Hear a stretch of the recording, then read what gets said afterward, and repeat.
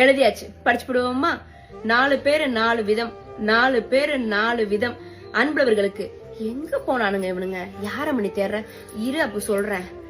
ஐயா, இவங்க ஆளு அம்பிட மாட்டாங்க போல இருக்குதே. இந்த கேக்குறான்ல, யார தேர்ற நீ வேற ஏன்? இப்ப வாழ்க்கையில எதையாவது புடிச்சத செய்யலான்னு பார்த்தா இந்த 4 பேர் பேசுற பேச்சுக்கு பயந்தே அம்புட்டி அப்பயே விட்டு விட்டேன்.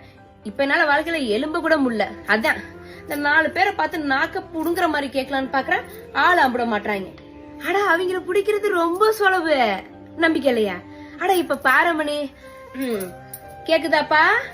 என் வாழ்க்கையில எதையாவது நான் சாதிக்கணும்னு நினைக்கிறேன். கிளிப்ப அப்படியே பெஸ்டையா கிளிப்ப.